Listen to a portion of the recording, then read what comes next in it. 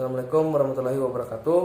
Perkenalkan, nama saya Yoga Nendrawan, NIM A1K11962, jurusan Bimbingan dan Konseling, Fakultas Keguruan dan Ilmu Pendidikan, Universitas Halu Oleo.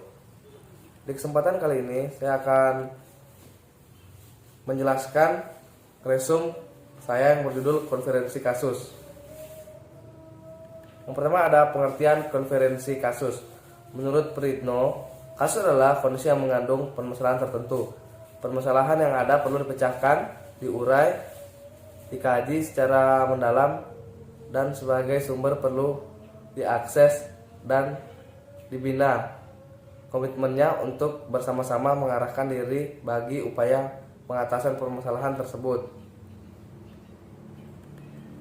Menurut Pritno dan Erman Amit, konferensi kasus diselenggarakan untuk membicarakan suatu kasus.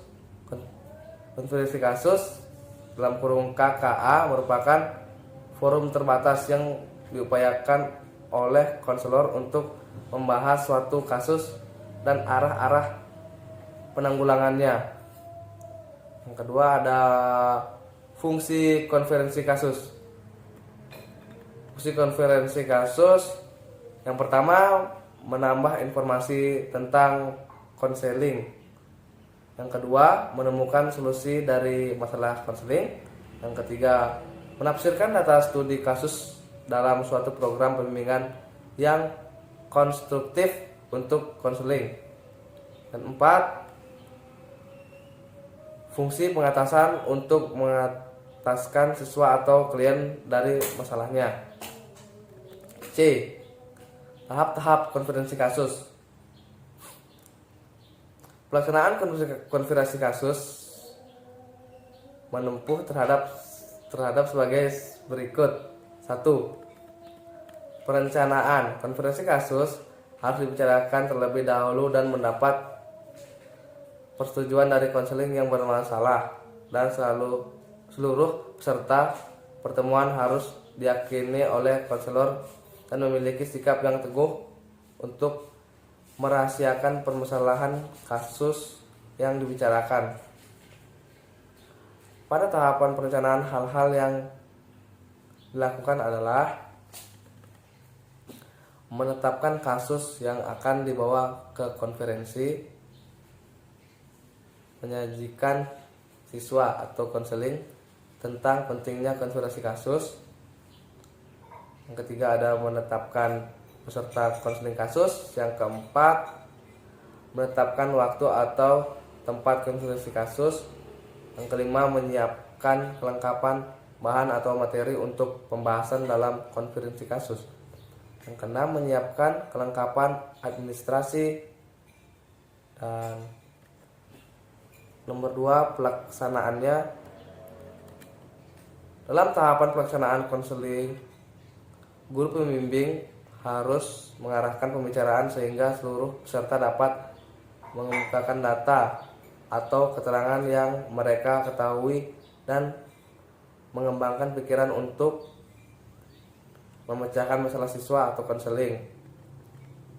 Pada tahapan ini, hal-hal yang dilakukan adalah A. Mengomunikasikan rencana konferensi kasus kepada para peserta. B. Menyelenggarakan konferensi kasus yang meliputi kegiatan sebagai berikut. Membuat pertemuan pada pembukaan pemimpin atau pembimbing konferensi, menjelaskan tujuan dan pertemuan tersebut, identitas kasus yang akan diangkat.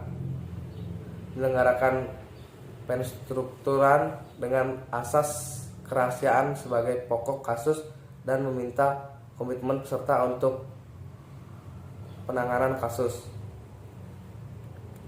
Membahas kasus, pemimpin atau pembimbing memberi kesempatan kepada peserta untuk menyampaikan pendapat atau informasi tambahan mengenai konseling, terutama mengenai riwayat pendidikan, prestasi belajar, keadaan keluarga, bakat, minat, hobi, kesehatan, dan lain-lain.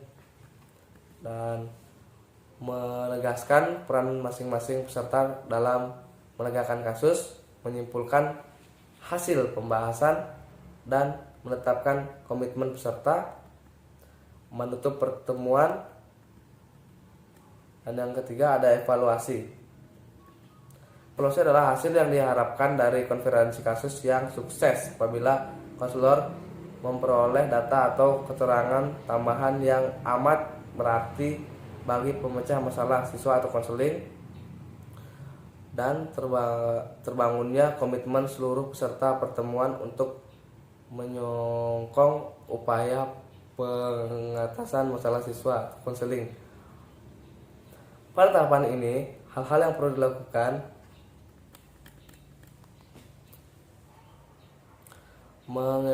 mengevaluasi kelengkapan dan kemanfaatan hasil konferensi kasus serta komitmen peserta dalam penegakan kasus. Mengevaluasi proses pelaksanaan konferensi kasus. Yang keempat ada analisis hasil evaluasi. Pada tahap ini, kegiatan yang dilakukan adalah melakukan analisis pembahasan terhadap efektivitas hasil konferensi kasus terhadap penanggulangan kasus. Yang kelima, tindak lanjut. Seluruh hasil pertemuan dicatat dan direkomendasikan secara rapi oleh konselor dan sebanyak-banyaknya dipergunakan untuk menunjang jenis-jenis layanan masalah yang bersangkutan, mengambil langkah alternatif yang akan diambil, siapa yang melakukan, apa yang dilakukan, kapan, di mana, dan jika perlu ditentukan pula tekniknya. Pada tahapan ini, hal-hal yang dilaksanakan adalah menggunakan hasil analisis untuk melengkapi data dan memperkuat komitmen penegak kasus, mempertimbangkan apakah diperlukan konferensi kasus lanjutan. Yang keenam ada laporan. Pada tahapan ini, kegiatan yang dilakukan adalah menyusun laporan kegiatan konferensi kasus, mengoptimalkan laporan kepada pihak-pihak yang terkait dengan kasus yang telah dibahas, mendokumentasikan laporan yang telah disusun, dan D ada tujuan konferensi kasus. Secara umum, tujuan diadakan konferensi kasus yaitu untuk mengusahakan cara yang terbaik bagi pemecah masalah yang dialami siswa atau konseling, dan secara khusus konferensi kasus bertujuan untuk mendapatkan konsistensi kalau guru atau konselor ternyata menemukan berbagai data atau informasi yang dipanding saling bertentangan atau kurang serasi satu sama lain, mendapatkan konsensus dari para peserta konferensi dalam menafsirkan data yang cukup komprehensif dan pelik yang menyangkut diri siswa konseling guna memudahkan pengambilan keputusan. Mendapatkan pengertian, penerimaan, persetujuan dari komitmen peran dari para peserta konferensi tentang permasalahan yang dihadapi siswa atau konseling beserta upaya pengatasannya. Ada prosedur konferensi kasus dapat ditempuh melalui langkah-langkah sebagai berikut. Pertama, ada kepala sekolah atau koordinator BK atau konselor menggunakan para peserta konferensi kasus baik atas inisiatif guru, wali kelas, atau konselor itu sendiri. Mereka yang diundang adalah orang-orang yang memiliki pengaruh kuat atas permasalahan yang dihadapi siswa atau konseling, dan mereka yang dipandang memiliki keahlian tertentu terkait dengan permasalahan yang dihadapi siswa, seperti orang tua, wali, kepala sekolah, guru tertentu yang memiliki kepentingan dengan masalah siswa atau konseling, wali kelas, dan bila perlu dapat menghadirkan ahli dari luar yang berkepentingan dengan siswa-siswa tersebut seperti psikolog, dokter, polisi, dan ahli-ahli yang terkait. Ada yang kedua, ada pada saat awal pertemuan konferensi kasus, kepala sekolah atau konseling membuka secara pertemuan dengan menyampaikan maksud dan tujuan dilaksanakannya konferensi kasus dan permintaan komitmen dari peserta untuk membantu mengataskan masalah yang dihadapi siswa atau konseling, serta menyampaikan pentingnya permasalahan asas-asas dalam bimbingan dan konseling, kasusnya asas kerahasiaan. Demikian materi yang dapat saya sampaikan pada pertemuan kali ini. Lebih dan kurangnya mohon dimaafkan. Assalamualaikum warahmatullahi wabarakatuh.